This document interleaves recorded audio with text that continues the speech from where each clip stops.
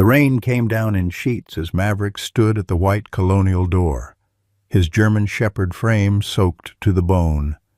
He scratched once, twice, his claws leaving faint marks on the freshly painted wood. When Mrs.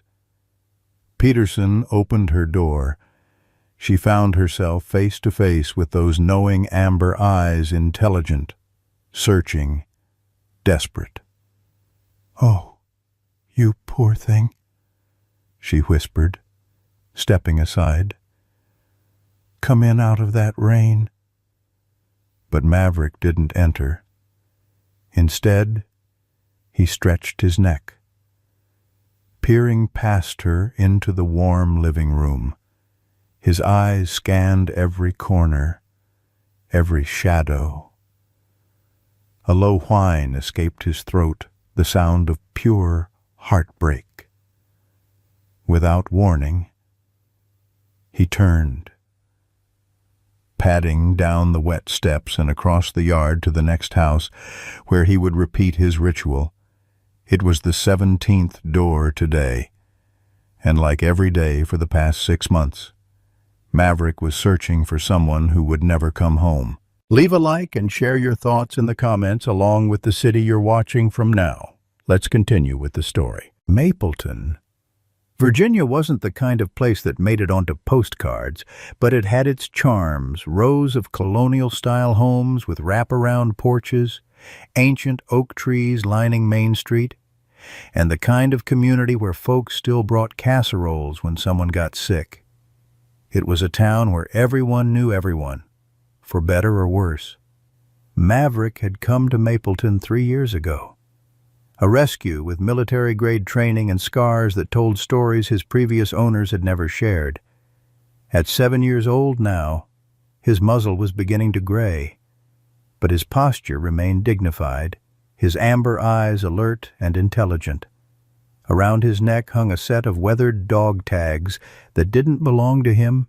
They were Frank's, and Maverick carried them like a sacred relic. Frank Thornton had been something of a fixture in Mapleton, a 73-year-old Vietnam veteran with a gruff exterior that masked a tender heart.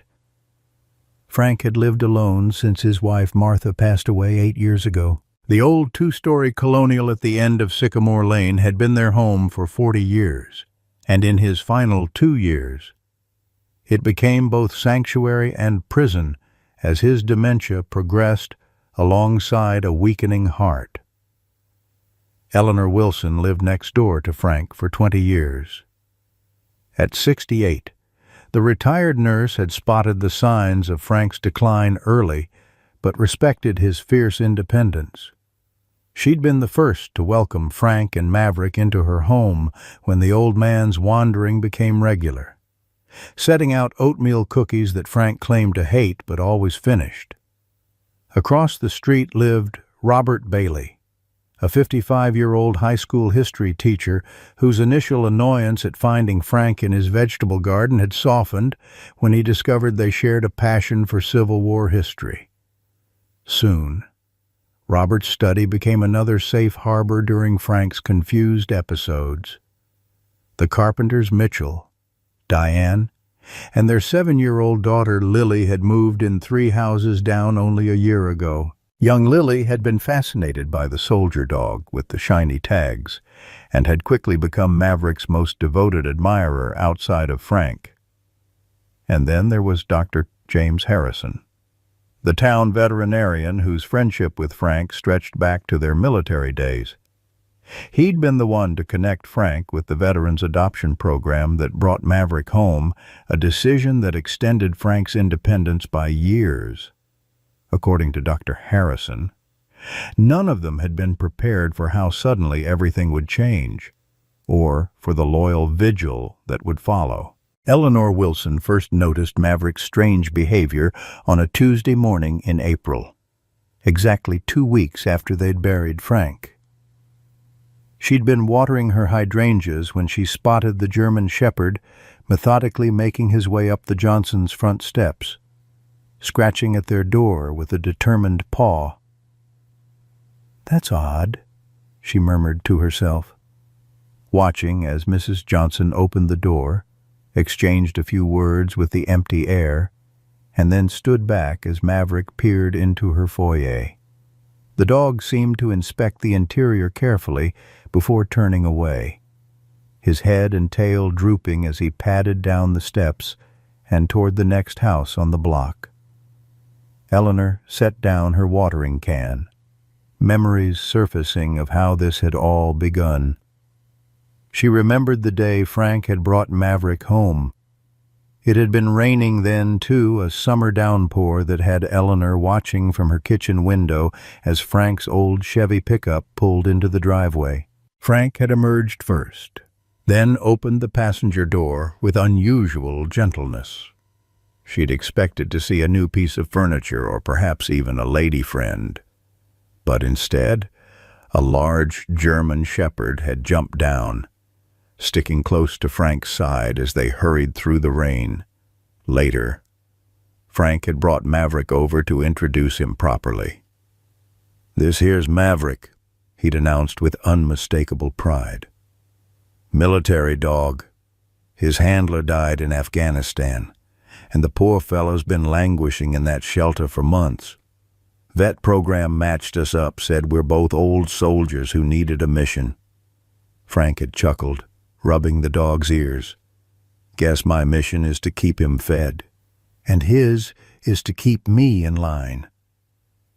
Eleanor had noticed immediately how the dog watched Frank's every move, as if studying him.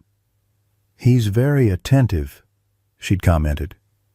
"Smart as a whip," Frank had replied.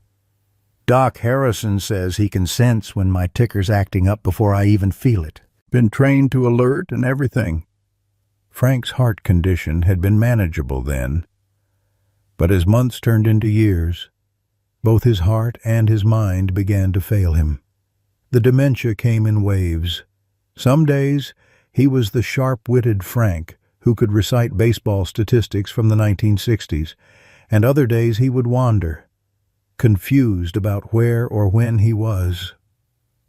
That's when Maverick truly proved his worth. The dog seemed to anticipate Frank's confused episodes, staying close on bad days, guiding him home when he wandered too far. Frank had taught Maverick a special command for emergencies. "Find help," he would say.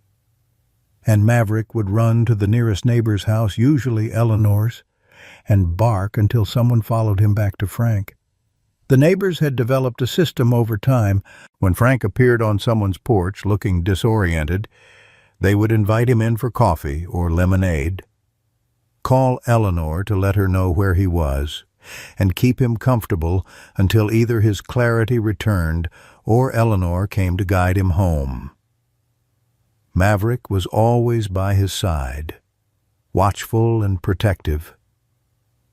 "He thinks we're still in Nam sometimes," Frank had confided to Eleanor during a lucid moment. "Told Mitchell yesterday to keep his head down because of snipers." Frank had shaken his head ruefully. "Poor kid looked at me like I'd grown a second head. Maverick here, though he just nudges me when I go sideways. Brings me back to now." Frank's decline accelerated after he fell and broke his hip the previous autumn. The hospital stay had confused him terribly, and when he returned home, his wandering became more frequent. The only constant was Maverick, who had taken to sleeping at the foot of Frank's bed rather than in his own bed in the corner. "That dog understands every blessed word I say," Frank had insisted to Dr. Harrison during a checkup that Eleanor had driven him to. "Yesterday I told him I couldn't find my glasses, and I swear on Martha's grave, he went straight to the bathroom and came back with them in his mouth. Never even taught him that." Dr. Harrison had smiled. German shepherds are exceptionally intelligent. Frank and Maverick here had specialized training. But more than that, he's bonded with you. He pays attention to what matters to you. The most endearing thing to Eleanor was how Frank spoke to Maverick as if the dog were his equal, a friend rather than a pet. She would overhear their one-sided conversations through the open windows in summer. "Well, Mav, the Nationals lost again. President ought to declare a state of emergency. Don't you think? Or sometimes more poignantly, Martha would have liked you, boy. She always wanted a dog, but I was too busy being important." Foolish waste of time, that was. As Frank's memory worsened, his conversations with Maverick became one of his few consistent habits. Even on days when he couldn't remember Eleanor's name, he remembered Maverick's. The dog became his anchor to reality. "You stick with me, old boy," Frank would tell Maverick during their evening walks. "Don't need much else. Long as I've got you." That final week, Frank had experienced what Eleanor now recognized as a brief period of clarity, a common occurrence before a significant decline. He had seemed more like his old self, even fixing the loose porch step that had been wobbling for months. He'd spent hours grooming Maverick and had even asked Eleanor to take a photograph of them together on the porch swing. "Just in case," he'd said cryptically when she asked why the sudden desire for a picture, the morning of his final heart attack. Frank had taken Maverick for their usual walk around the neighborhood. Mrs. Peterson had seen them at the corner mailbox, Frank leaning down to tell Maverick something that made the dog's ears perk up attentively. Then Frank had clutched his chest, staggered, and fallen to his knees on the sidewalk. Maverick had immediately begun barking the special urgent bark he used for emergencies. When no one responded quickly enough, he'd run to the nearest house and scratched frantically at the door until the startled homeowner answered. By the time the ambulance arrived, Frank was barely conscious. Eleanor had rushed over from her garden when she heard the commotion, arriving just as the paramedics were loading Frank into the ambulance. "Wait here, boy," Frank had managed to tell Maverick as the paramedics prevented the dog from jumping into the ambulance. "I'll be back before you know it." Those were the last words Frank Thornton ever spoke to his faithful companion.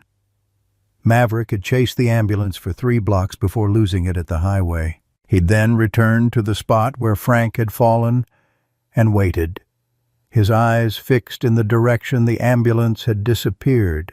Eleanor had tried to coax him home, but he refused to move until nightfall. Finally, she'd managed to lead him back to Frank's house, using the spare key to let them both in. Maverick had gone straight to Frank's recliner and laid his head on the worn armrest, his eyes never leaving the front door. Now, watching Maverick methodically checking each house in the neighborhood.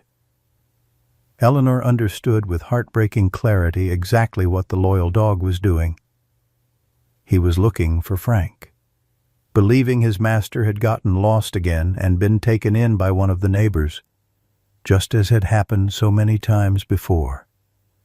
"Oh, Maverick," Eleanor whispered, tears welling in her eyes. "He's not coming back this time, sweet boy." But Maverick continued his search, house after house, door after door, waiting for the master who had promised to return. The day Frank's heart finally gave out had begun like any other. The late spring sun had risen over Mapleton, casting long shadows across Frank's slightly overgrown lawn. Eleanor had noticed Frank and Maverick heading out for their morning walk, Frank moving slower than usual but waving cheerfully when she called a greeting from her garden. "Beautiful day the good Lord's given us, Ellie," he'd called back, one hand resting on Maverick's head. The German shepherd had been particularly attentive that morning, staying closer to Frank's side than usual, occasionally looking up at his master's face with what Eleanor later realized was concern. "Mrs. Peterson," watering her prized roses near the corner mailbox, had been the last person to speak with Frank. She'd commented on Maverick's shiny coat, and Frank had beamed with pride. "Brushed him special this morning," Frank had told her. "Got to keep up appearances. Ain't that right, Mav?"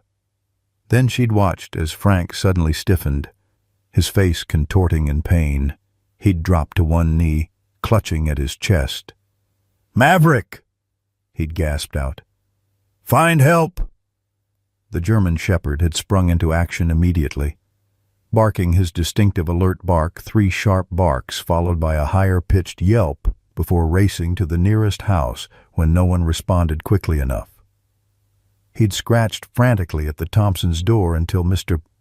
Thompson answered, then led the confused man back to where Frank lay on the sidewalk, barely conscious.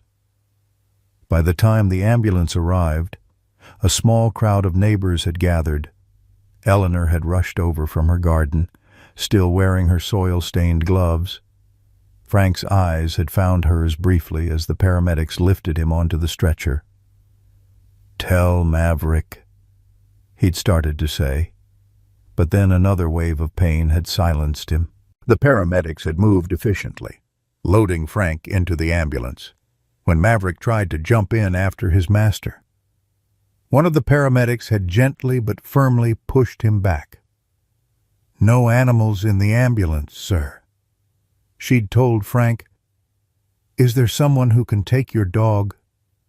Frank, his voice weak but determined, had locked eyes with Maverick.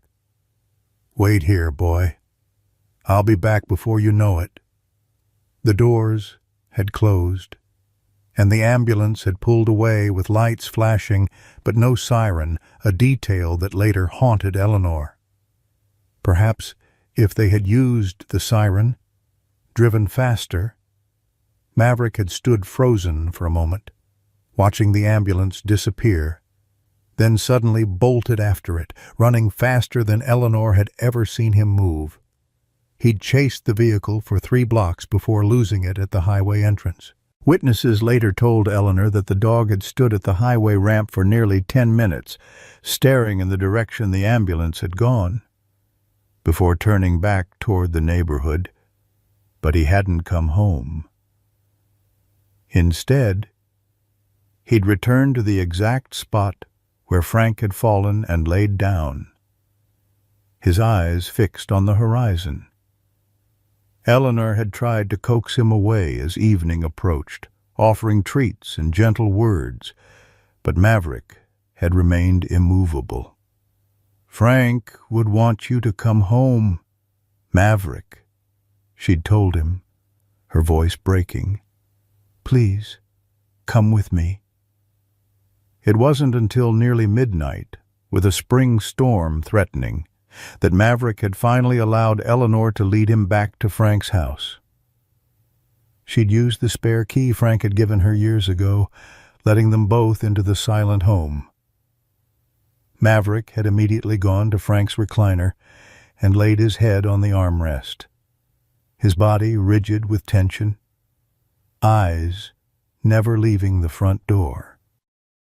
Eleanor had stayed with him that night, sleeping fitfully on Frank's couch. The call from the hospital had come at 4:17 a.m. Frank Thornton had passed away at 3:42 a.m. from catastrophic heart failure. Despite their best efforts, the doctor had explained, his heart had been too damaged from years of strain. "Is there family we should contact?" the sympathetic voice had asked. "No," Eleanor had answered, her voice hollow. "There's just his dog." Maverick had refused food for 3 days after Frank's death.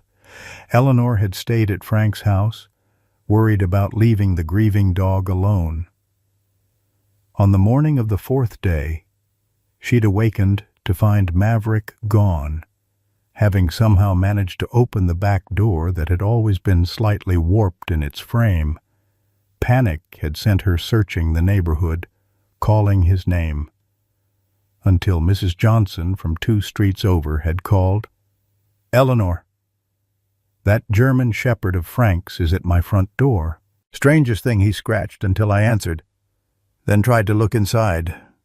Is everything okay? By the time Eleanor arrived, Maverick had already moved on to the next house. She'd followed him at a distance, watching as he systematically visited house after house where Frank had been welcomed during his confused wanderings. At each door, Maverick would scratch politely, wait for an answer, then peer inside before moving on, his disappointment visible in the droop of his ears and tail. The pattern had repeated the next day, and the next, by the end of the week.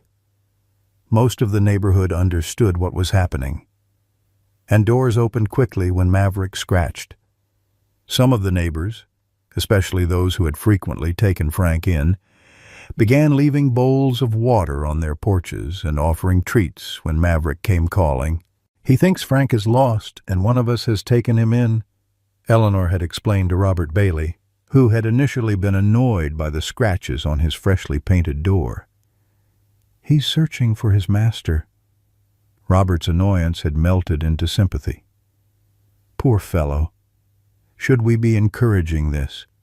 Though, isn't it just prolonging his grief? Eleanor had no answer. She'd consulted with Dr. Harrison, who'd come by to check on Maverick after hearing about Frank's passing. Grief in dogs isn't so different from grief in humans, the veterinarian had explained as they watched Maverick methodically checking the Sanders front porch. He doesn't understand death, but he understands absence. Right now, he's doing what always worked before, looking for Frank in all the places he might be. But Frank won't be in any of those places, Eleanor had said, her voice breaking. What happens when Maverick figures that out? Dr. Harrison had sighed, his weathered face solemn. Some dogs adjust, find new attachments. Others, well, there are cases of dogs grieving themselves to death. I've seen it happen. They stop eating, lose their will to live. What can we do? Eleanor had asked desperately. Keep him on his routine as much as possible. Make sure he eats. Eventually, someone will need to adopt him, give him a new purpose. The Mapleton Animal Shelter had offered to take Maverick, promising to find him a good home. But Eleanor couldn't bear the thought of him in a cage. Instead, she'd moved temporarily into Frank's house, maintaining as much of Maverick's routine as she could while allowing him to continue his daily searches.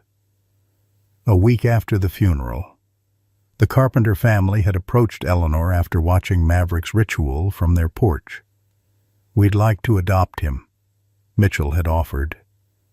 Lily's very fond of him, and we have a fenced yard. It might be good for him to have a child's energy around. Eleanor had been grateful for the offer, and arrangements were made for Maverick to move in with the Carpenters the following weekend.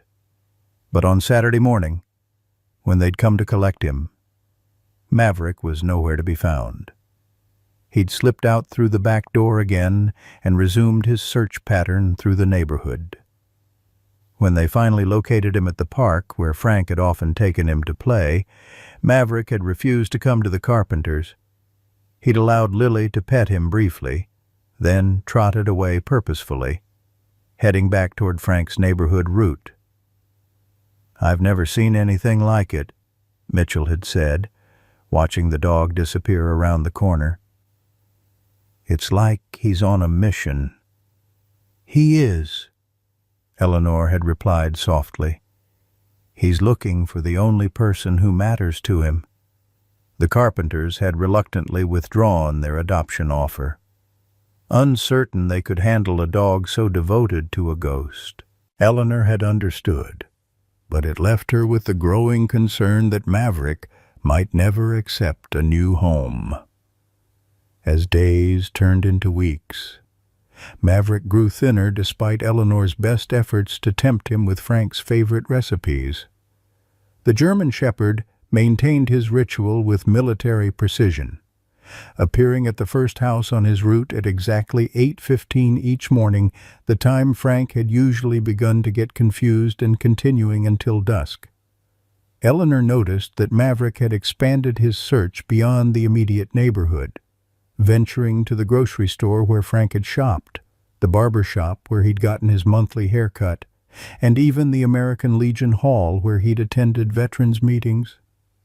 At night, Maverick would return exhausted to Frank's empty house, where Eleanor waited with food he barely touched before collapsing into restless sleep at the foot of Frank's bed, Frank's dog tags jingling softly around his neck with each troubled breath. By the third week of Maverick's search, the residents of Mapleton had developed a routine around the German Shepherd's daily pilgrimages. Eleanor had printed up small cards explaining the situation, which she distributed to houses along Maverick's expanding route. "If you see this dog at your door," the card read, "his name is Maverick. He belonged to Frank Thornton, who recently passed away. Maverick is looking for his owner and means no harm. Please call Eleanor Wilson if you have concerns," followed by her phone number. Most mornings began the same way. At precisely 8:15 a.m., Maverick would leave Frank's house through the back door that Eleanor now deliberately left unlocked for him. His first stop was always the Williams residence at the end of Sycamore Lane, where Frank had often wandered during his more confused episodes. June Williams, a retired librarian, had taken to keeping a special treat by her front door. "My Harold was a Marine," she told Eleanor one afternoon as they watched Maverick methodically checking Mrs. Peterson's yard. "I understand devotion to duty. That dog's doing what he was trained to do, take care of his person." From the Williams house, Maverick would proceed in a precise pattern that Eleanor eventually mapped out in a small notebook. The route encompassed 27 houses, the town park, the Legion Hall, and the Sunshine Diner where Frank had eaten breakfast every Sunday for 30 years. The entire circuit took Maverick approximately 6 hours, after which he would return to Frank's house, rest for an hour, and then begin a shorter evening route focused on places Frank had frequently visited later in the day. "It's like he's got an internal schedule of everywhere Frank might be, depending on the time of day," Robert Bailey observed one evening as he and Eleanor sat on Frank's porch, waiting for Maverick to return from his second round. The history teacher had undergone something of a transformation in his attitude toward the dog, moving from irritation to fascination. "He's recreating Frank's patterns. Dr. Harrison says German Shepherds can memorize incredibly complex routines," Eleanor replied, pouring Robert another glass of iced tea, "especially ones with service or military training." "It's more than training, though," Robert said thoughtfully. "This is devotion."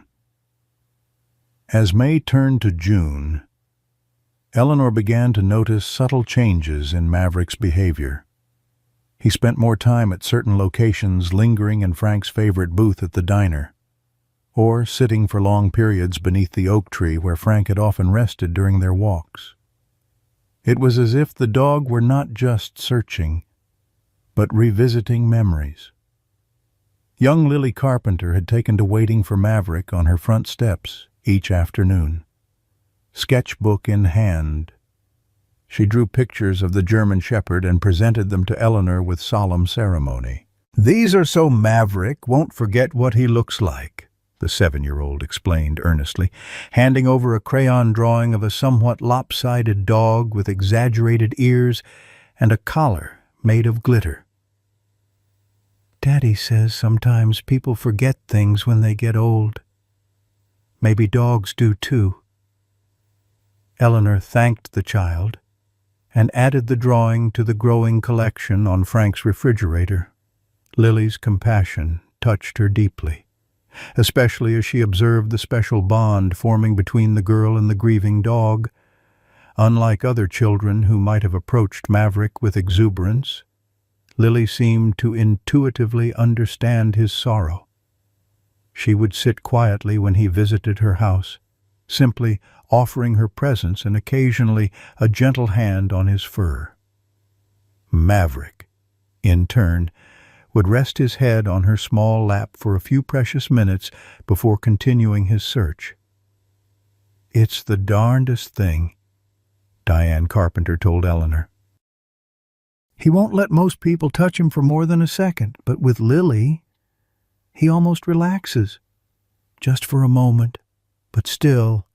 June brought the first real challenge to Maverick's routine. A severe thunderstorm swept through Mapleton, bringing flash flooding to the lower streets. Eleanor had tried to keep Maverick inside, concerned about the lightning and rapidly rising water. But the dog had become so agitated, pacing, whining, scratching at the door, that she'd finally relented. "You stubborn old soul," she'd muttered as she watched him trot determinedly into the downpour. Frank was exactly the same way. Eleanor had followed in her car, watching anxiously as Maverick navigated the flooded streets with single-minded purpose. At one point, the water had risen to his chest, but he'd pressed on, checking each house on his route despite the deluge. Robert had spotted them from his classroom window at the high school. Later that evening, he'd come by with a towel-wrapped package. "Thought he might need this," the teacher had said gruffly, handing over a waterproof dog coat in military green. "Ordered it online after seeing him today. Supposed to be the kind they use for search and rescue dogs." Eleanor had been touched by the gesture. "Robert Bailey, you're going soft on us." The history teacher had cleared his throat uncomfortably. "Yeah. Well, don't spread it around. I've got a reputation to maintain." But she hadn't missed the way his hand had gently patted Maverick's head before he left. As Maverick's search continued into summer, Eleanor began to worry about the toll it was taking on the aging dog. His once shiny coat had dulled, and she could feel his ribs more prominently when she managed to convince him to stand still for a brushing. Dr. Harrison had come by to check on him and confirmed her fears. "He's lost about 15 pounds since Frank passed," the veterinarian said, his face grave. "And his heart rate is elevated. The constant searching is wearing him down." "Eleanor, what can I do?" she asked helplessly. "I've tried keeping him inside, but he gets so distressed." Dr. Harrison considered this as he packed away his stethoscope. "Have you thought about what will happen to Frank's house? Maverick might do better if he could settle into a permanent situation, instead of living in a place full of Frank's scent and memories." Eleanor hadn't considered this angle. The house had remained unchanged since Frank's death, partly because there had been no relatives to claim his belongings, and partly because Eleanor hadn't had the heart to disturb what felt like a shrine to both Frank and Maverick's shared life. "I suppose the bank will eventually foreclose," she said. "Frank mentioned once that the mortgage was behind." Dr. Harrison nodded thoughtfully. "It might be kinder, in the long run, to start transitioning Maverick now, before he's forced out by circumstances." Eleanor had mulled over this advice for several days before approaching Robert and the Carpenters with a proposal. Together, they began subtly moving some of Frank's possessions, his favorite chair, Maverick's bed, the worn quilt from the couch into Eleanor's house next door. Each evening, they'd bring Maverick to Eleanor's for dinner, letting him adjust to the space while surrounded by familiar objects and scents. Progress was slow, and sometimes heartbreaking. The first night Maverick slept at Eleanor's house, He'd woken at 3 a.m. and howled with such anguish that she'd immediately taken him back to Frank's, where he'd settled on the kitchen floor, pressing himself against the refrigerator where Frank's medications had once been kept. "It's okay, sweet boy," she'd soothed, sitting on the floor beside him and stroking his graying muzzle. "I know you miss him. I miss him too." By mid-July, the news arrived that Eleanor had been dreading. Frank's house had been sold at auction to a young couple from Richmond. They would be moving in by August 1st, which gave Eleanor and the neighbors just 2 weeks to clear out the remaining possessions and find a permanent solution for Maverick. The community responded with unexpected solidarity. On a Saturday morning, 12 neighbors arrived at Frank's house with boxes, packing tape, and determined expressions. They worked systematically through the modest home, carefully sorting Frank's belongings between items to donate, items with potential sentimental value, and items that might comfort Maverick in his transition. Eleanor was touched by their thoughtfulness. Robert carefully wrapped Frank's military medals and photographs in tissue paper. The carpenters took charge of boxing up the kitchen, with Lily solemnly assigned the task of selecting which of Frank's coffee mugs should go to Eleanor's house for Maverick's sake. "This one smells the most like him," the child declared, presenting a chipped Marine Corps mug that had clearly been Frank's favorite. Throughout the packing, Maverick had watched from Frank's bedroom doorway, his amber eyes following every movement, every box. He seemed to understand that another change was coming, and his anxiety was palpable. When the volunteers broke for lunch, Eleanor found the German Shepherd in Frank's closet, nose pressed deep into the old plaid bathrobe that still hung there. "Oh, Maverick," she whispered, kneeling beside him despite her arthritic knees. "I promise we won't leave you behind. You're coming with me, right next door." Frank would want that. At the sound of Frank's name, Maverick's ears had pricked up, and he'd looked at Eleanor with such naked hope that tears sprang to her eyes. How did you explain death to a creature whose entire existence had been devoted to one person? The packing continued through the weekend, with neighbors rotating in and out as their schedules allowed. Eleanor was struck by how many people had a Frank story to share. "Remember when he fixed Mrs. Gunderson's porch steps, wouldn't take a dime for it," said Mr. Thompson as he carefully wrapped Frank's collection of carved wooden birds. "Or that time he stood in the rain directing traffic when the stoplight went out on Main Street," added June Williams. "Must have been out there for 3 hours until the police finally showed up. He taught my Tommy how to tie a proper knot," Mrs. Peterson contributed. "Spent a whole afternoon with him when the boys' scout leader couldn't get through to him." Each story painted a picture of a man whose gruff exterior had concealed a deeply caring nature, a man who had quietly served his community in 100 small ways. Eleanor realized that Frank's legacy extended far beyond his relationship with Maverick. He had been woven into the fabric of Mapleton itself. As July waned, a new complication arose. The more time Maverick spent at Eleanor's house, the more his search pattern extended. Now, in addition to his regular route, he had begun checking houses further afield, venturing into neighborhoods where Frank had rarely gone.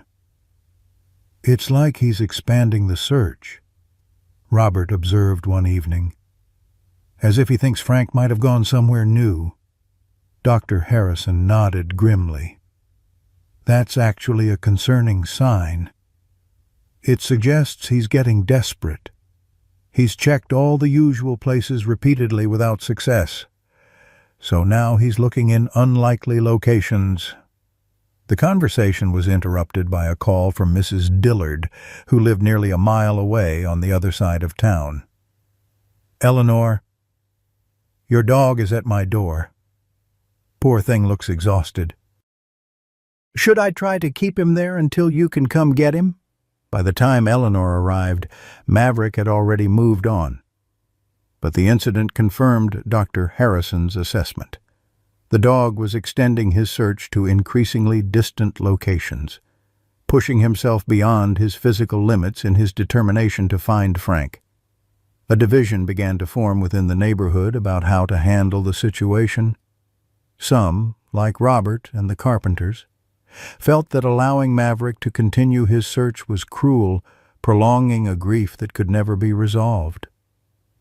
Others, particularly the older residents who had known Frank well, argued that interfering with Maverick's mission would be a betrayal of both dog and master.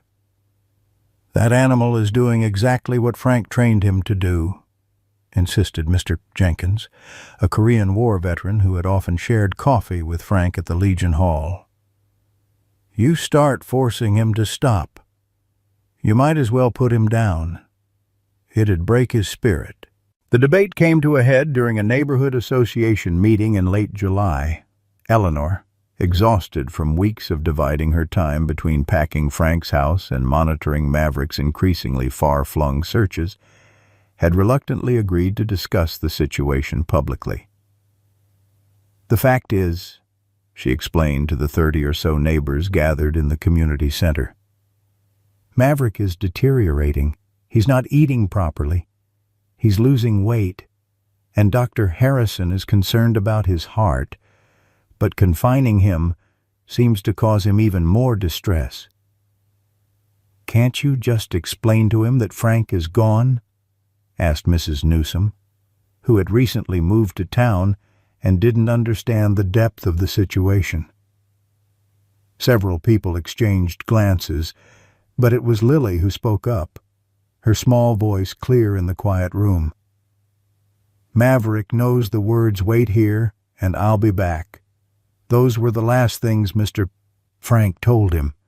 Dogs don't understand about dying, but they understand promises." The simplicity of the child's explanation silenced the room. In those few sentences, Lily had captured the heart of Maverick's dilemma. He was waiting for a promise to be fulfilled, a promise that never could be. The meeting ended without a clear resolution, but with a renewed commitment from the community to support Eleanor's efforts to care for Maverick while respecting his need to search. A sign-up sheet was created for neighbors to check on the dog if they spotted him in distress, and Robert volunteered to drive a regular route each evening to look for Maverick and bring him home if he had wandered too far. "We're a team now," the history teacher told Eleanor as they walked home together. "Maverick's not just your responsibility, he's a part of all of us who knew Frank." Eleanor was deeply touched by this sentiment, which seemed to heal some of the division that had been forming. That night, as she sat on her back porch watching Maverick patrol the edges of what had been Frank's yard, she reflected on how the loyal dog had inadvertently created a closer-knit community. Neighbors who had barely spoken before Frank's death now coordinated Maverick watching schedules and exchanged regular updates on his whereabouts and condition. As July turned to August, the new owners began moving into Frank's house. They were a pleasant young couple expecting their first child, and they had been understanding about the situation with Maverick. They'd even agreed to keep the back gate unlocked so that the dog could visit his old yard when he needed to. "My grandpa had a hunting dog that did something similar when he passed." The young husband had explained to Eleanor, "Slept on his grave for months. You can't rush that kind of loyalty." Eleanor was grateful for their compassion, but she worried about how Maverick would react to strangers living in Frank's house. The first day the couple moved in, Maverick had stood at the edge of Eleanor's property, watching intently as furniture and boxes were carried inside.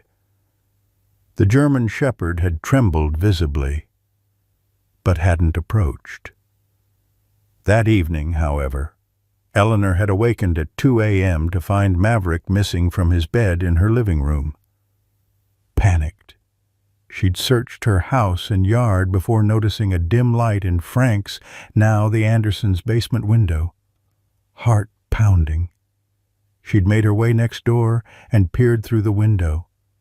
There was Maverick, methodically searching the now empty basement, moving from corner to corner with his nose to the ground. The dog had somehow managed to squeeze through a small gap in the basement window that had been left open for ventilation. Eleanor had called the Andersons' phone, not wanting to frighten them by knocking at that hour. Mr. Anderson had answered groggily, and after Eleanor explained the situation, had come downstairs to find Maverick. "He's not doing any harm," the young man had reported over the phone. "Just sniffing around. Do you want me to try to catch him?" "No," Eleanor had replied after a moment's thought. "He needs to see for himself that Frank isn't there. If you could just leave the basement door open so he can leave when he's ready. I'll wait up for him."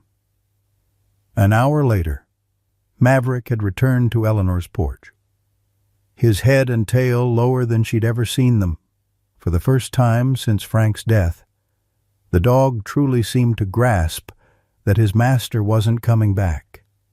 He'd allowed Eleanor to lead him inside without resistance, and had collapsed onto his bed with a deep sigh that seemed to come from his very soul. That night marked a turning point. While Maverick continued his daily searches, they became less frantic, more ritualistic, as if the dog were honoring a commitment rather than actively expecting to find Frank.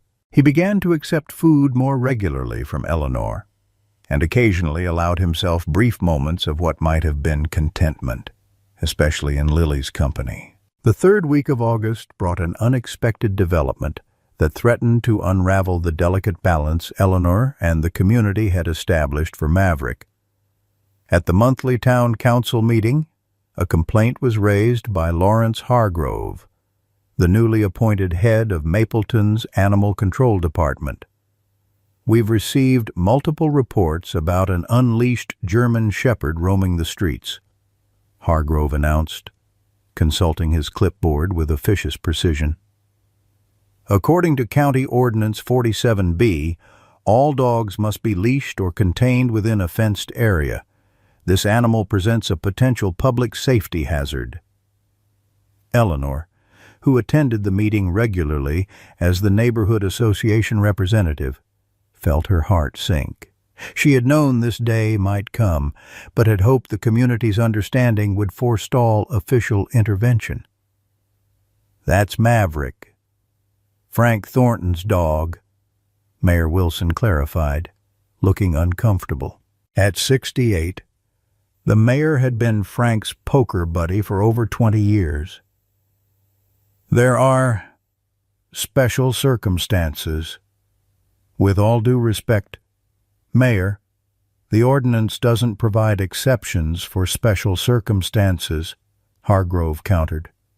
"The animal has been observed approaching private residences, scratching at doors, and wandering unsupervised across town.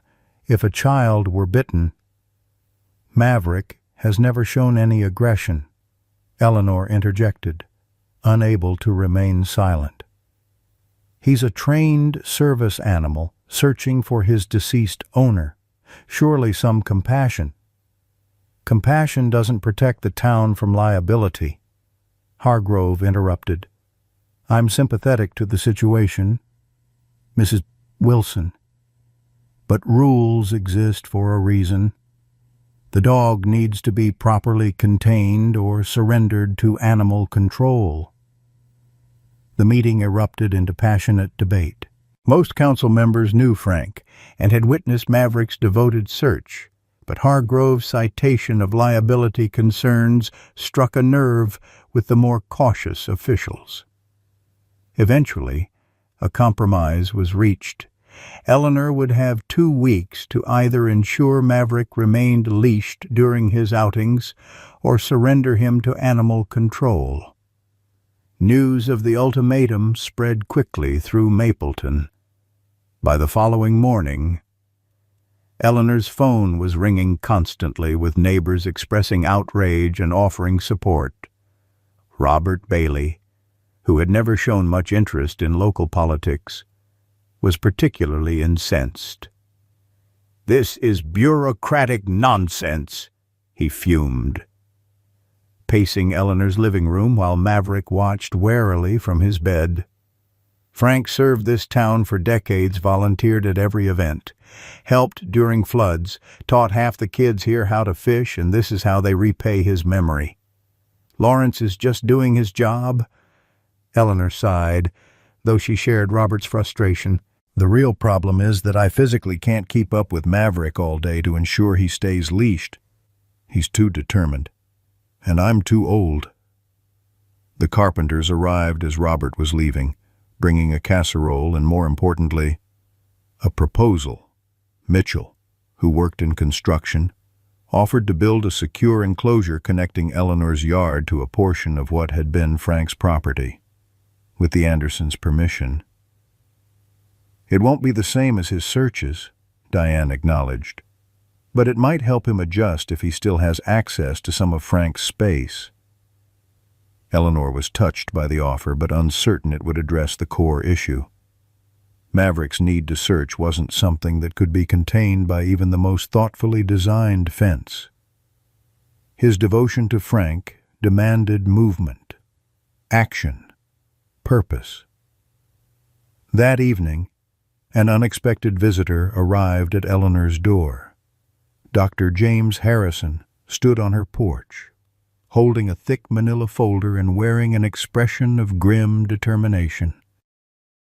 "I've been thinking about our predicament," he said as Eleanor invited him in, "and I believe I have a solution, though you may find it unconventional."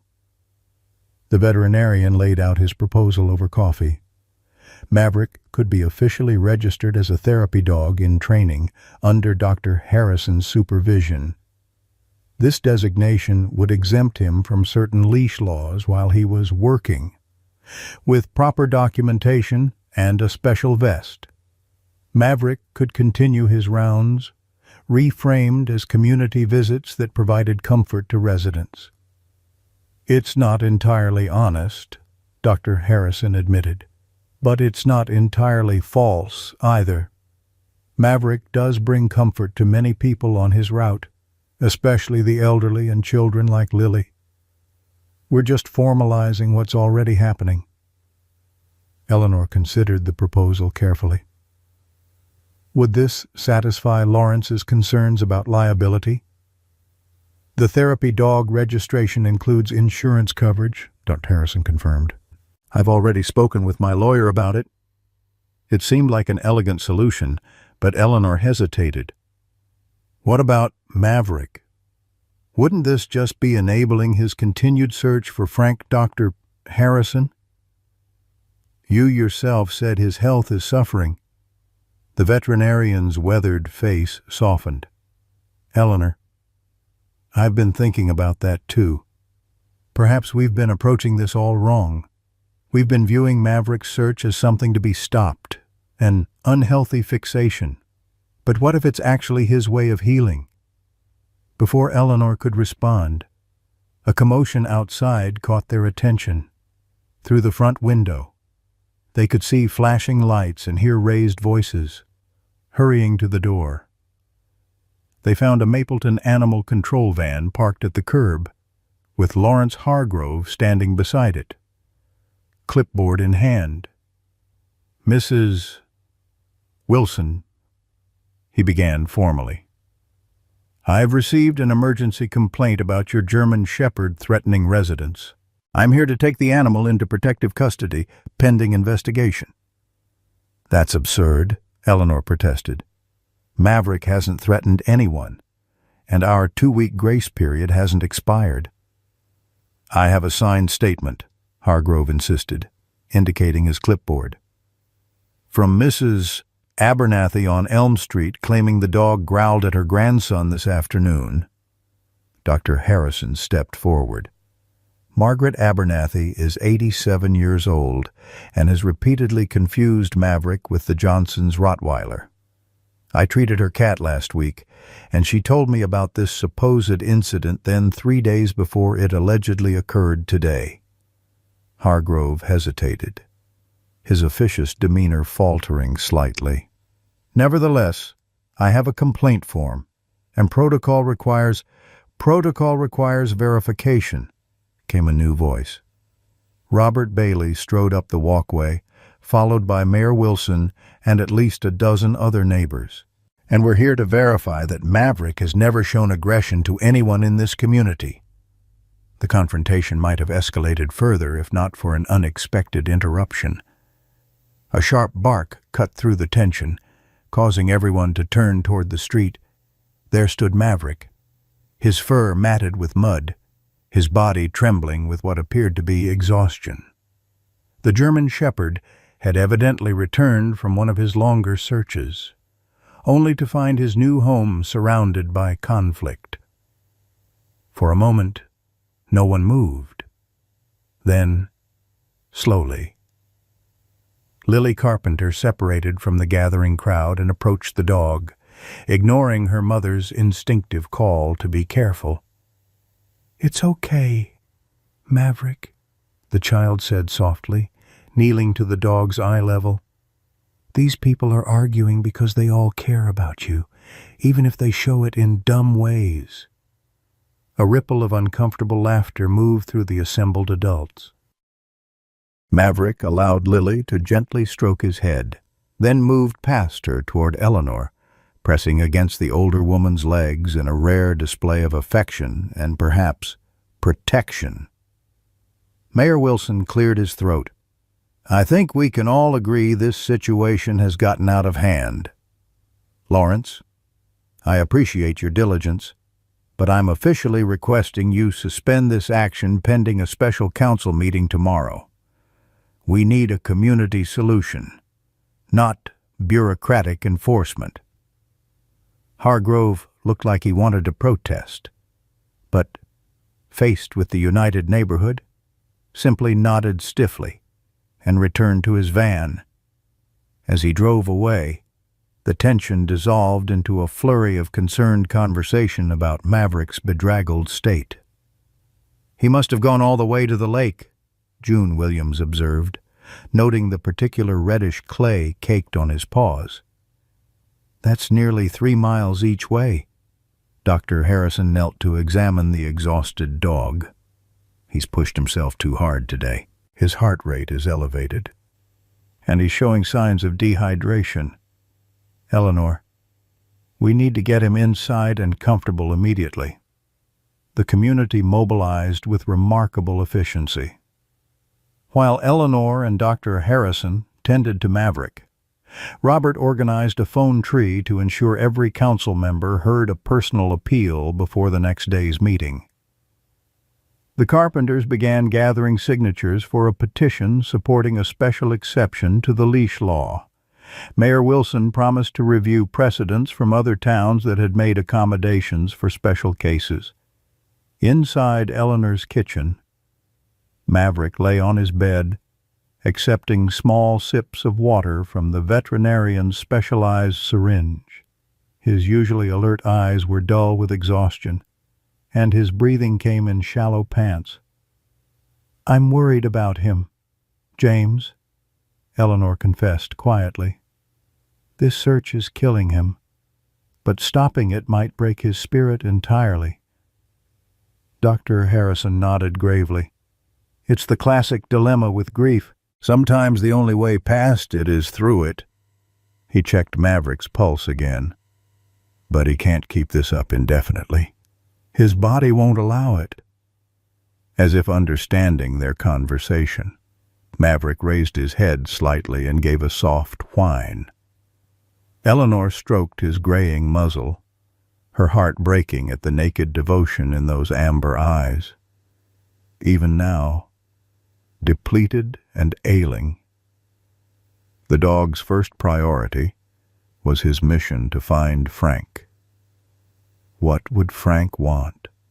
She asked softly, as much to herself as to Dr. Harrison. He loved this dog more than anything. He wouldn't want him suffering like this. Frank was a practical man, Dr. Harrison replied, packing away his stethoscope. But he was also a man who understood devotion. Remember what he used to say about his time in Vietnam? You never leave a man behind. The phrase struck Eleanor with unexpected force. That's it, she whispered. We've been thinking about this all wrong. Maverick isn't just searching for Frank. He thinks Frank is lost and needs to be found. He's not leaving his man behind. Dr. Harrison's eyes widened in understanding. And if that's the case, then he'll never stop searching until he completes his mission. Eleanor finished. Or until he understands that Frank isn't lost, he's gone. The realization settled heavily between them as they watched Maverick drift into an exhausted sleep. Frank's dog tags glinting in the kitchen light. Tomorrow would bring the council meeting and, hopefully, a reprieve from Hargrove's enforcement. But the deeper challenge remained how to help a devoted dog understand the permanent absence of the person who had been his entire world. As Eleanor covered Maverick with a light blanket, she made a silent promise to both the dog and his absent master. "We'll figure this out, Frank," she whispered. "I won't let him down, and I won't let you down either." Morning arrived with unexpected news. Eleanor, who had spent the night on her living room couch to be near Maverick, awoke to the sound of her telephone ringing. It was Mayor Wilson, calling to inform her that Lawrence Hargrove had withdrawn his complaint against Maverick. "Seems our animal control officer had a change of heart overnight," the mayor explained, a note of satisfaction in his voice. "Said he reviewed the circumstances more thoroughly and decided special accommodations were warranted. Between you and me, I think his wife gave him an earful when he got home. Helen Hargrove was always fond of Frank." Eleanor thanked the mayor, relief washing over her. The immediate crisis had passed, but as she hung up the phone and turned to check on Maverick, her concern deepened. The German Shepherd hadn't moved from his bed since the previous evening. His food remained untouched, and his water barely disturbed. Dr. Harrison arrived an hour later to find Eleanor sitting beside Maverick, gently stroking his dulled coat while tears streamed silently down her wrinkled cheeks. "He wouldn't get up for his morning search," she explained, her voice breaking. "Not even when I opened the door and showed him it was time. James, I think he's giving up."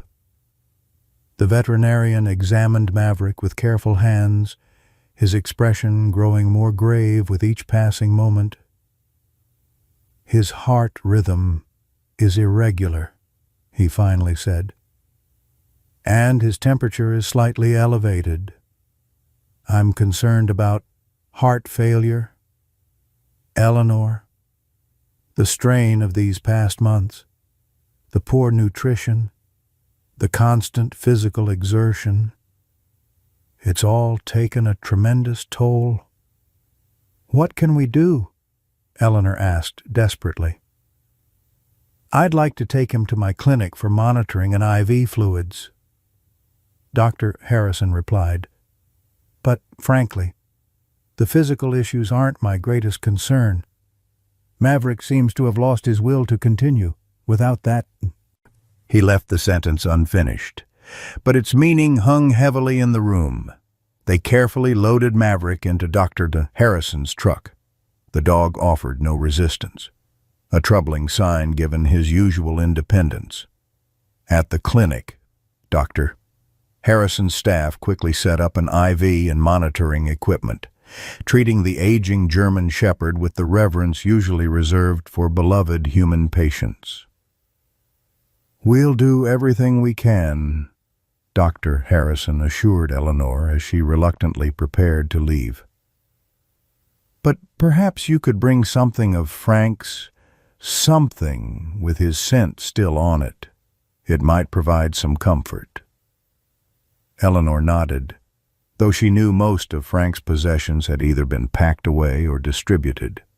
Still, there might be something at her house that would carry his essence, something that had been overlooked in the clearing of his home.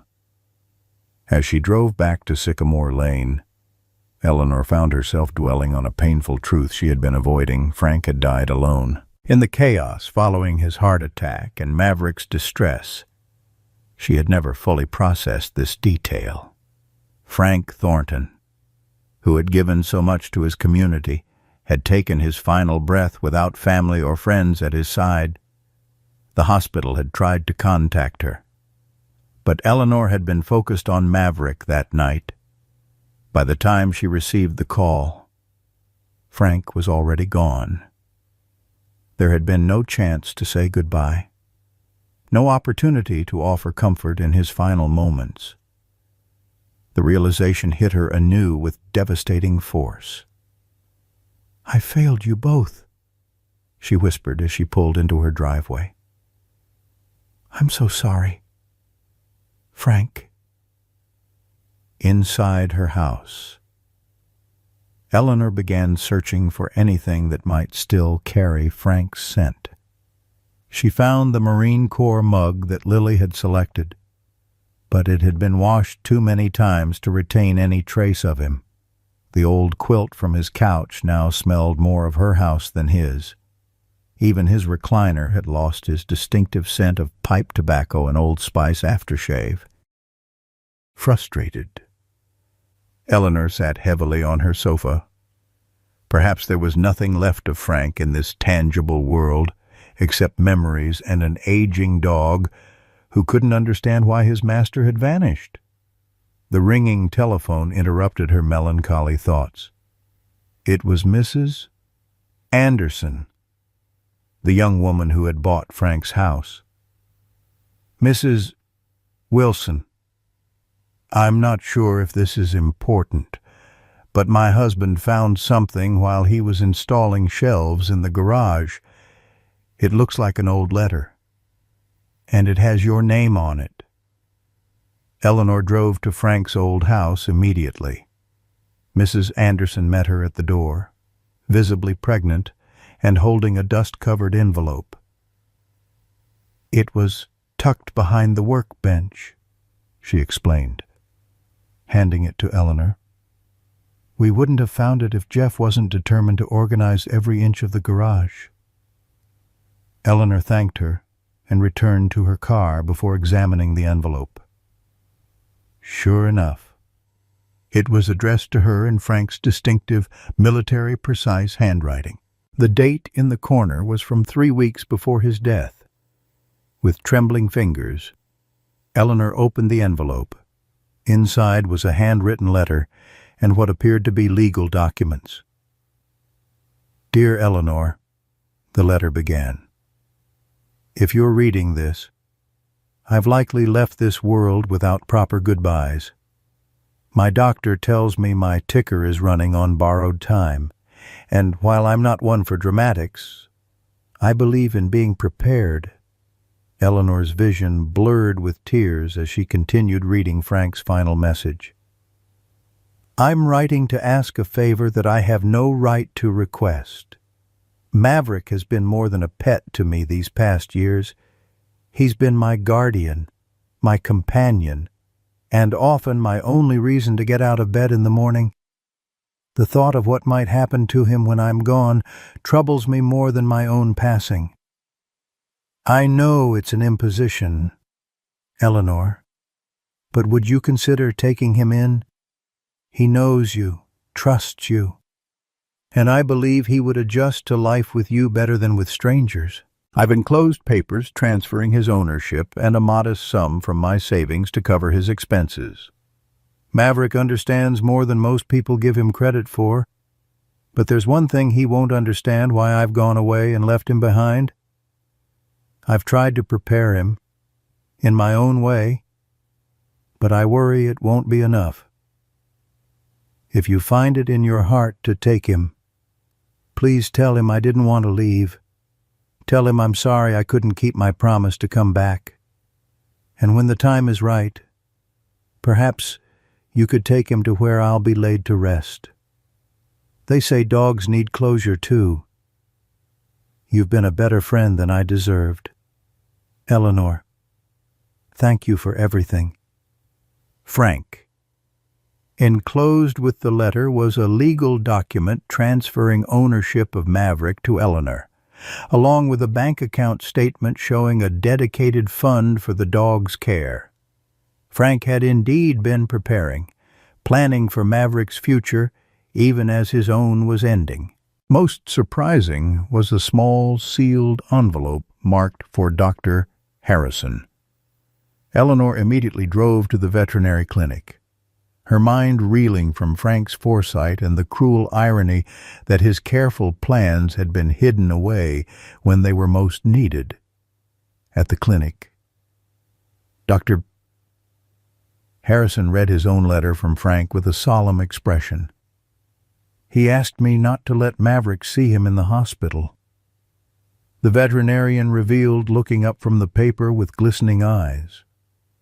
Said he didn't want the dog's last memory of him to be of weakness and tubes. He made me promise that if he was taken by ambulance, I would ensure Maverick stayed behind. That's why the paramedics were so firm about not letting him in the ambulance, Eleanor realized. Frank had arranged it all. He knew, Dr. Harrison said softly. He knew he was going, and he tried to make it easier on Maverick in his own way. They both turned to look at the German shepherd, lying quietly on the examination table with IV fluids dripping into his vein. Frank's dog tags still hung around his neck, the metal discs occasionally catching the light as his chest rose and fell with labored breathing. He never got to say goodbye, Eleanor whispered. Neither of them did. Dr. Harrison folded Frank's letter carefully and returned it to its envelope. Perhaps that's what Maverick has been searching for all these months. Not just Frank, but closure, a chance to say goodbye. Eleanor nodded slowly, an idea forming in her mind. James, is Maverick strong enough to take a short trip tomorrow? If we continue the IV fluids overnight and he shows improvement, possibly. Why? Because, Eleanor said, gently stroking Maverick's head, I think it's time we took him to see Frank. The next morning dawned clear and warm, with the kind of soft September light that turned Mapleton's maple trees into fountains of gold. Eleanor arrived at the veterinary clinic early, bringing Frank's old plaid jacket that Mrs. Anderson had discovered folded in the back of the garage closet, still bearing the faint scent of its owner. Dr. Harrison met her at the door, his expression cautiously optimistic. He ate a little this morning, he reported. Not much, but it's the first food he's taken voluntarily in days. His heart rate has stabilized, though it's still weaker than I'd like. Is he strong enough for what we discussed? Eleanor asked anxiously. The veterinarian hesitated, weighing his professional judgment against the emotional necessity of their plan. It's a risk, he admitted finally. But sometimes the medicine the heart needs isn't the kind I can provide in a clinic. They found Maverick resting quietly in his kennel, the IV still attached to his front leg. When Eleanor approached, the German shepherd lifted his head slightly, his amber eyes focusing on her with what seemed like recognition, but little energy. "I brought something for you, old friend," she said softly, holding out Frank's jacket. Maverick's reaction was immediate and heartbreaking. His nostrils flared as he caught the scent, and a small whine escaped his throat. With effort, he pushed himself to a sitting position, nose searching the air desperately. "I know," Eleanor soothed, draping the jacket over the edge of the kennel where Maverick could reach it. "I miss him too." The dog pressed his muzzle into the fabric, inhaling deeply. For a moment, Eleanor could almost see the younger, stronger Maverick in the alert tilt of his ears and the intensity of his focus. Then, as if recognizing that the jacket was just an echo of Frank, not the man himself, Maverick lay back down, his head resting on the worn plaid material. Harrison watched the interaction with professional interest. "The recognition is strong," he observed.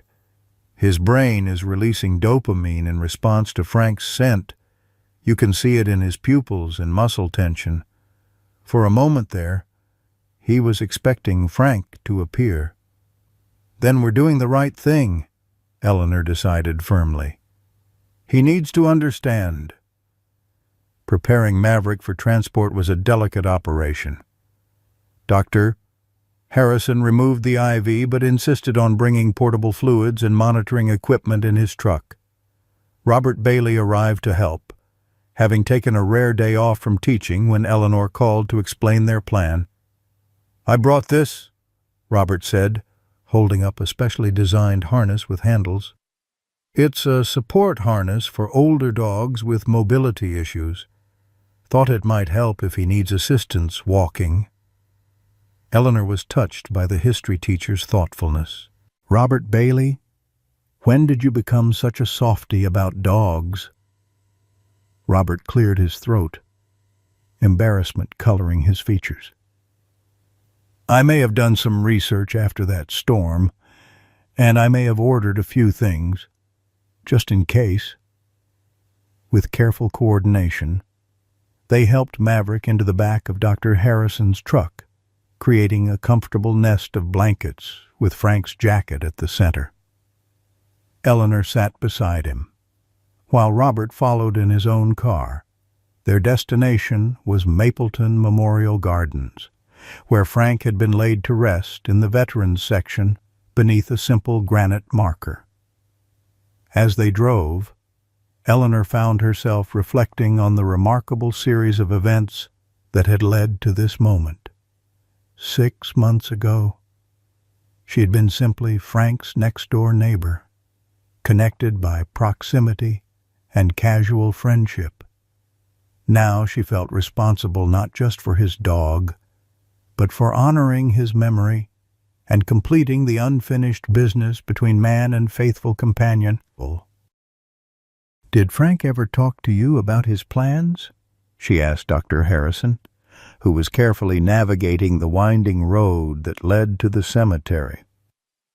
"Not specifically," the veterinarian replied. "But he asked a lot of questions about how dogs process loss. He was worried about Maverick, especially after his diagnosis worsened last winter." "Why didn't he tell me directly about wanting me to take Maverick?" Eleanor wondered aloud. "Why hide the letter behind his workbench?" Dr. Harrison considered this as he turned into the cemetery entrance. "Frank was a proud man, Eleanor. Asking for help didn't come naturally to him, and I suspect he was hoping he wouldn't need the contingency plan, that he'd have more time to arrange things properly." The cemetery was peaceful in the morning light, with dew still glistening on the manicured grass. They parked as close as possible to the veterans section, then faced the challenge of helping Maverick from the truck. Despite his weakened state, the German shepherd seemed to sense the solemnity of their purpose. He allowed Robert to fit the support harness without resistance and leaned only slightly on the handles as they guided him across the lawn. Frank's grave was marked by a standard military headstone, the inscription simple but dignified: Franklin James Thornton, Sergeant, United States Marine Corps, Vietnam, 1947 to 2025, Semper Fidelis. Someone had placed fresh flowers at the base of the stone. Recently, Eleanor suspected it might have been Mayor Wilson, or perhaps one of Frank's Legion friends. The grass over the grave had grown in fully, creating a gentle mound that looked oddly inviting, like a place one might rest during a long journey. Maverick had been walking with his head down, conserving energy, but as they approached the grave, his demeanor changed. His nose lifted, testing the air, and his ears pricked forward with sudden interest. Before anyone could react, he pulled forward with unexpected strength, nearly causing Robert to lose his grip on the support harness. "Let him go," Dr. Harrison advised quietly. "Just stay close." They released the harness handles, and Maverick moved forward on his own, approaching Frank's headstone with focused determination. He circled the grave once, nose to the ground, then stood directly before the marker, as if reading the engraved name. For a long moment, he remained perfectly still, his gaze fixed on the stone. Eleanor watched with tears streaming down her face as Maverick finally seemed to make the connection they had hoped for. The dog lowered himself to the grass covering Frank's grave, his body pressing against the earth where his master lay, and released a sound that was neither bark nor howl, but something more primal, a keening recognition of loss that sent goosebumps across Eleanor's arms. "He knows," Robert whispered, his own voice thick with emotion. "He finally understands." Dr. Harrison nodded, discreetly wiping moisture from his eyes. "Dogs are more perceptive about death than we give them credit for. They can sense the absence of life energy, the chemical changes.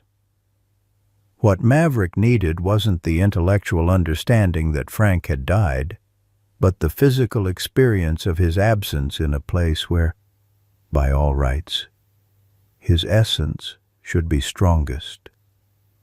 Eleanor approached slowly and knelt beside Maverick, placing a gentle hand on his back. "It's okay, sweet boy," she murmured. "Frank loved you so much. He didn't want to leave you." As if responding to her words, Maverick turned his head to look at her, and Eleanor was struck by the clarity in his amber eyes.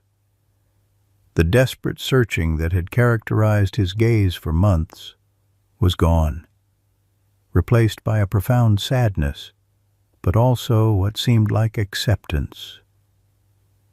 They remained at the grave for nearly an hour, giving Maverick the time he needed to process in his own way.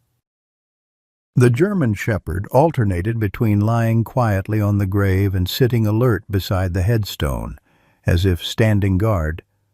Occasionally, he would press his nose to the granite marker, sniffing intently at the engraved letters of Frank's name. Dr. Harrison monitored him discreetly, checking pulse and respiration without disturbing the dog's vigil. "His vitals are actually improving," he reported softly to Eleanor. "His heart rate is steadier, his breathing more regular. It's as if some of the physical strain is lifting along with the emotional uncertainty." The revelation Eleanor had found in Frank's letter, that he had specifically arranged for Maverick not to see him in the hospital, took on new significance as she watched the dog's dignified mourning. Frank had understood his companion well enough to know that Maverick needed a clear ending, not the confusion of seeing his master diminished and then vanishing. In his own way, Frank had tried to provide closure, even if his plans had been derailed by circumstance. Frank's last gift to him, she mused aloud, was trying to make his passing understandable to a dog's mind. He just didn't count on his letter being lost. Robert, who had been standing a respectful distance away, approached with something in his hand. "I brought this," he said, offering a small wooden box to Eleanor. "Thought it might be appropriate." Inside the box was a military service medal, not Frank's, but similar. "It was my father's," Robert explained. "He and Frank served in the same war, different units. Dad always said the bond between those who serve together is something civilians can't fully understand. Seems to me Maverick served alongside Frank in his own way." Eleanor understood the significance of the gesture. With careful movements, she removed the medal from its box and attached it to Maverick's collar, alongside Frank's dog tags. "There," she said softly. "Now everyone will know you served faithfully too."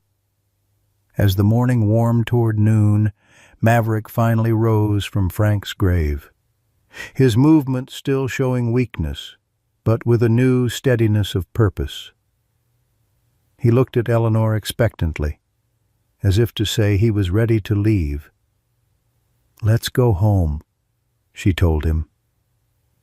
And for the first time since Frank's death, Maverick walked beside her without looking back, without scanning the horizon for his lost master. Something fundamental had shifted in the loyal dog's understanding, a revelation that would change everything that followed. 6 months later, on a bright spring morning, Eleanor Wilson sat on her front porch swing, a cup of coffee warming her hands against the lingering chill of early April. Beside her, Maverick lay contentedly, his graying muzzle resting on his paws as he surveyed the awakening neighborhood with calm, attentive eyes. "Beautiful day, isn't it?" Eleanor remarked, reaching down to scratch behind the German shepherd's ears. Maverick responded with a gentle thump of his tail against the wooden porch boards, a sound that never failed to bring a smile to Eleanor's face. The transformation in Maverick over the past months had been nothing short of remarkable. After that pivotal visit to Frank's grave, the dog had returned to Eleanor's home with a new demeanor, not exactly happy, but peaceful in a way that suggested acceptance rather than resignation. He had begun eating regularly again, regaining much of his lost weight under Dr. Harrison's careful supervision. The irregular heart rhythm that had so concerned the veterinarian had stabilized, though Maverick would always need the heart medication that now sat beside Eleanor's own prescriptions on the kitchen counter. Most significantly, Maverick had stopped his desperate daily searches. The frantic door-to-door visits had ended, replaced by a more measured routine that still honored his connection to Frank but no longer consumed him with desperate seeking. Each morning, after breakfast with Eleanor, Maverick would make a deliberate circuit of the neighborhood, not searching, but visiting. He would stop at certain houses, accepting the treats and affection that neighbors now routinely offered, before continuing on his way with dignified purpose. "Morning, Eleanor morning," Maverick called June Williams, who was deadheading her early daffodils. "Beautiful blooms this year, aren't they? Gorgeous." Eleanor agreed. "Frank always said your garden was the jewel of the neighborhood." At the mention of Frank's name, Maverick's ears perked up, but the reaction was no longer accompanied by the painful whine or desperate searching behavior of months past. Instead, The dog simply looked alert, as if acknowledging a familiar and important word. The most remarkable development had been Maverick's evolution into something of a community guardian. The German Shepherd had begun checking on elderly residents with almost deliberate regularity, as if he had appointed himself their protector in Frank's absence. When Mr. Jenkins had fallen in his bathroom in February, it was Maverick's persistent barking at his door that had alerted a passing neighbor to investigate. "That dog's got a sixth sense," Mr. Jenkins had declared from his hospital bed afterward, "just like his master used to check on us veterans. Now Maverick's carrying on the tradition. Frank would be proud as punch." The observation had spread through Mapleton, and soon residents began seeing Maverick not as that poor dog still looking for his dead owner, but as a living legacy of Frank Thornton's community spirit. The shift in perception had been healing for everyone. Eleanor reflected perhaps most of all for Maverick himself, who seemed to thrive with this new sense of purpose. Where Frank's house had once stood, the Andersons had discovered foundation issues that made renovation impractical, and had ultimately decided to rebuild a small community garden now bloomed.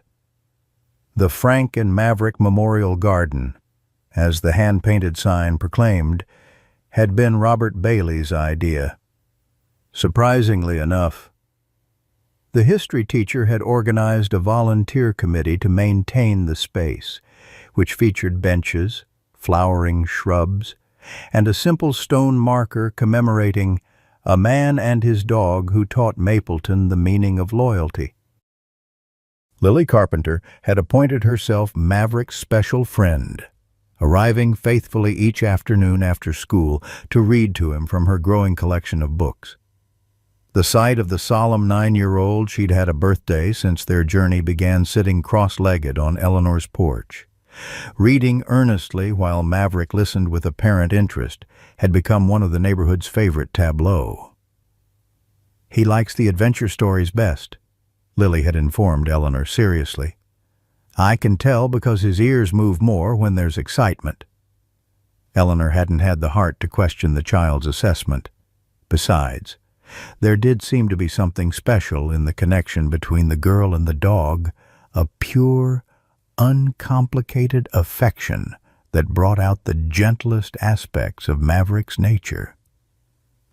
The most unexpected development had been Robert Bailey's transformation from reluctant participant to dedicated advocate. The history teacher had not only spearheaded the Memorial Garden project, but had also established an annual Loyal Friends fundraiser for the Mapleton Animal Shelter, specifically to support the adoption of older pets by seniors. "Research shows the health benefits are substantial," he'd explained somewhat defensively when Eleanor had expressed surprise at his involvement. "It's simply practical community health policy." But Eleanor hadn't missed the way Robert's expression softened when he watched Maverick greet an elderly veteran at the garden dedication, or how he'd adopted a senior Labrador named Sargent from the shelter just as a trial run for the program, a trial that had apparently become permanent.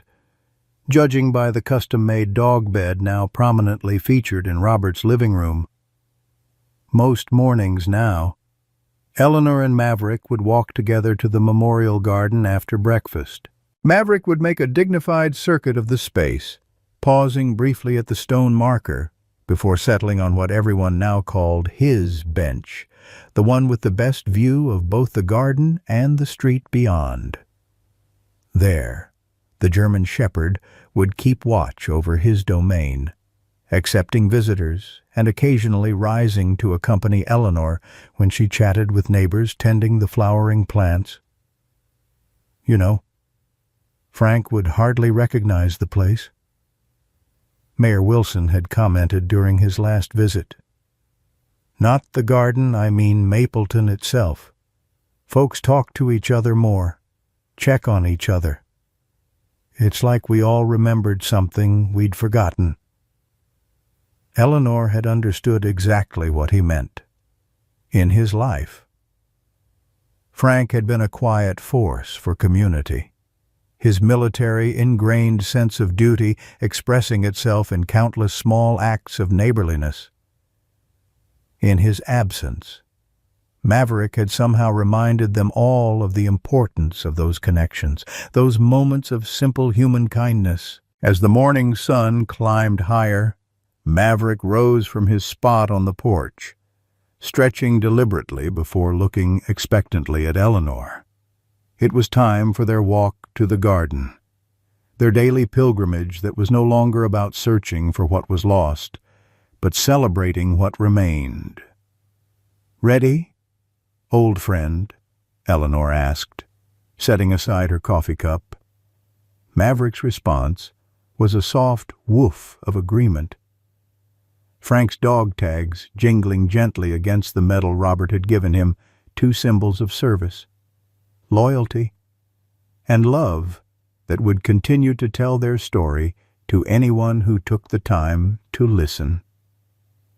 Together, they stepped off the porch into the spring sunshine, moving forward into a day filled with small moments of connection, the very fabric of community that had been Frank's legacy and was now their shared mission. Life gives us companions when we need them most, and sometimes takes them away just as unexpectedly. Maverick's journey reminds us that loyalty doesn't end when someone leaves this world, it transforms.